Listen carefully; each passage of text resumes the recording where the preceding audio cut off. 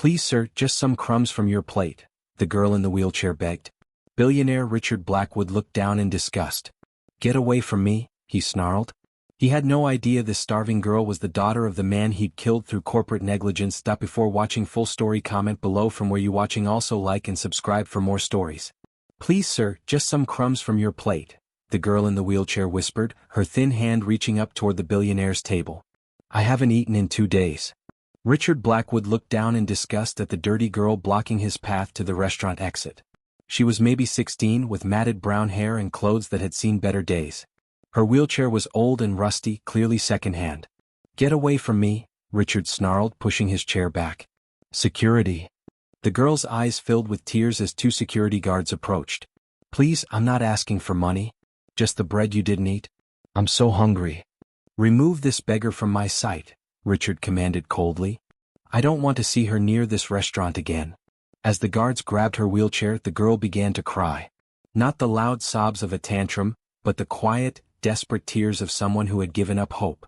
My name is Sarah, she said softly as they wheeled her away. Sarah Martinez. I just wanted you to know I'm a person, not just a beggar. Richard dismissed the girl from his mind and returned to his penthouse. He was worth $12 billion, the CEO of Blackwood Industries, and he had no time for street people and their problems. But that night Richard couldn't sleep. He kept hearing the girl's voice saying, I just wanted you to know I'm a person. For some reason, her tears had bothered him more than he wanted to admit. The next morning, Richard's assistant brought him a disturbing report. Sir, there's been an incident involving that girl from the restaurant last night. What kind of incident? She collapsed from hunger outside the building. She's in the hospital now. The doctors say she hasn't eaten in 4 days. Richard felt an unexpected stab of guilt. Why are you telling me this? Because she gave the hospital your name, sir. She said you were the last person who spoke to her before she collapsed. I barely spoke to her at all. Sir, there's something else. We ran a background check on Sarah Martinez. Why would you do that? His assistant hesitated. Because of who her father was, sir. Richard's blood ran cold. What do you mean? Her father was Miguel Martinez, the construction worker who died in the accident at our building site 3 years ago. Richard felt the world spinning around him. Miguel Martinez had been killed when a safety rail collapsed at one of Richard's construction projects. The family had sued, claiming Richard's company had cut corners on safety equipment to save money. Richard had used his wealth and lawyers to fight the lawsuit, claiming the accident was Miguel's own fault for not following safety procedures. The case had dragged on for 2 years before the family finally gave up, bankrupt from legal fees. Where is the girl's mother? Richard asked quietly. Dead, sir. Cancer 6 months ago. Apparently the stress of the lawsuit and her husband's death made her sick. Sarah has been living on the streets since then. Richard sat in his office chair, staring out at the city below. The girl begging for crumbs was the daughter of the man whose death he had covered up. The man whose family he had destroyed in court. Sir, what should we do? His assistant asked. Nothing, Richard said finally. It's not our problem. But Richard couldn't forget about Sarah Martinez. Over the next few days he found himself thinking about her constantly. He drove past the hospital where she was recovering, telling himself he was just curious. Finally, Richard's curiosity got the better of him. He went to the hospital and asked to see Sarah. She was in a charity ward, lying in a bed that was too big for her thin frame. When she saw Richard, her eyes widened with surprise and fear. You came, she whispered. I don't know why, Richard replied honestly. Sarah struggled to sit up in her wheelchair beside the bed. Are you here to have me arrested for bothering you? No. I'm here because I wanted to see if you were okay. Sarah studied his face carefully. Why would you care? You called me a beggar. Because I learned who your father was. Sarah's expression changed from confusion to anger. My father? You knew my father? Richard hesitated, then decided to tell her the truth. Your father worked on one of my construction sites. He died in an accident 3 years ago. Miguel Martinez was my father, Sarah said proudly. He was a good man who worked hard to take care of his family. Yes, he was. You're the man who killed him, Sarah said quietly. Richard felt like he had been punched in the stomach. The accident wasn't my fault. My father died because your company used cheap safety equipment. My mother spent 2 years fighting your lawyers in court. The stress made her sick and she died too. You destroyed my entire family. Sarah, I'm sorry for your loss, but... Don't, Sarah interrupted. Don't apologize unless you mean it. I've been living on the streets for 6 months because of what your company did to my family. Richard looked at this brave girl who had lost everything because of his greed and cover-ups. What do you want from me? Nothing. I don't want anything from the man who killed my parents. Then why did you give the hospital my name? Sarah's eyes filled with tears again. Because when I was dying on the sidewalk, I wanted someone to know that the last person I spoke to was the man responsible for my family's death. I wanted there to be a record. Richard felt overwhelmed by guilt and shame. This girl had been prepared to die alone on the street, and her last thought had been about justice for her parents. Over the next few days, Richard found himself returning to the hospital regularly. He told himself he was just checking on Sarah's recovery, but the truth was more complicated. Sarah was unlike anyone Richard had ever met. Despite losing everything, she was intelligent, dignified, and surprisingly kind to the other patients in the charity ward. She helped elderly patients with their meals, read to children who couldn't read themselves, and comforted people who were scared and alone. Why are you so kind to everyone? Richard asked her one day. Because kindness is free, Sarah replied simply. Even when you have nothing else to give, you can always give kindness. Even to me? The man who destroyed your family? Sarah considered this carefully. I'm still angry at you. But hating you won't bring my parents back. And you keep coming here to check on me, which means you feel guilty about what happened. Guilt doesn't undo the damage I caused. No, it doesn't. But it's a start. As Sarah recovered, Richard learned more about her life before her parents' deaths. She had been an excellent student, planning to study engineering in college. She wanted to design safer buildings so that other families wouldn't suffer like hers had. You were going to be an engineer? Richard asked.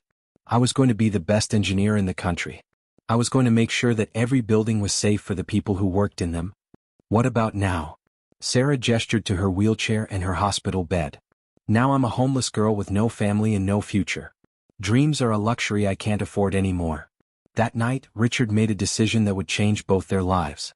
The next morning, he returned to the hospital with a proposal. Sarah, I want to offer you something. I told you I don't want your charity. Not charity. A job.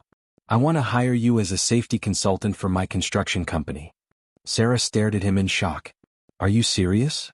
Completely serious. You know more about construction safety than anyone I've ever met. You understand the cost of cutting corners because you've lived it. I'm 16 years old and I live in a wheelchair. You're also the daughter of one of the best construction workers I ever employed, and you have a mind that sees problems others miss. Sarah was quiet for a long time. Why would you really offer me this? Because I've spent the last week watching you help everyone in this hospital, even though you have nothing. Because you're the kind of person who could have hated me but chose not to. Because your father would be proud of the woman you're becoming. This isn't about guilt. It's about doing the right thing. Finally, Sarah accepted Richard's offer, but not without conditions. I'll work for you but not because I forgive you. I'll work for you because I want to prevent other families from suffering like mine did. That's fair.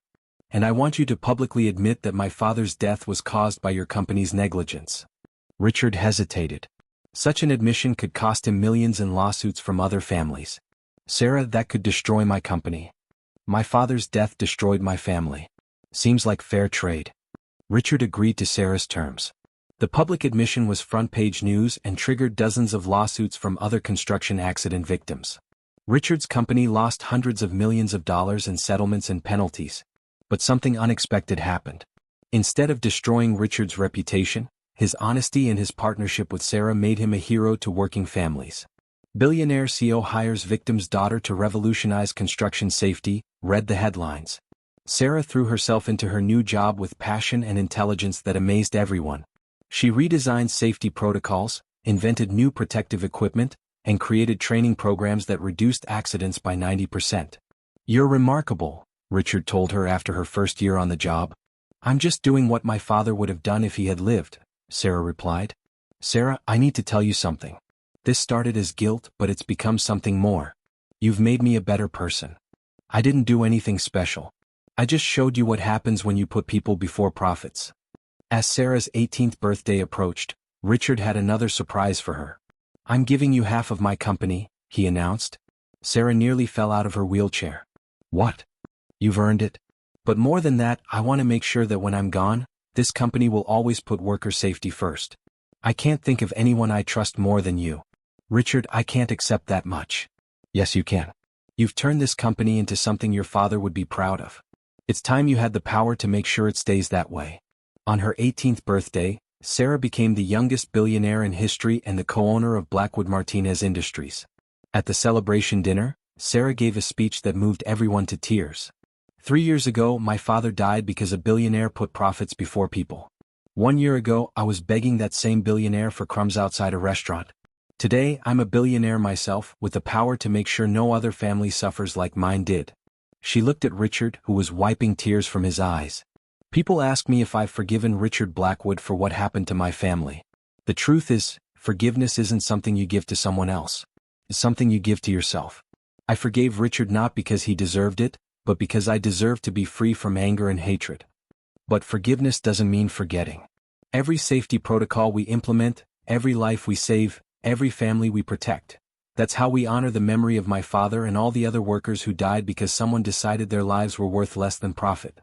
The company that had once prioritized profit over people became the safest construction company in the world. Sarah's innovations were adopted industry-wide, saving thousands of lives.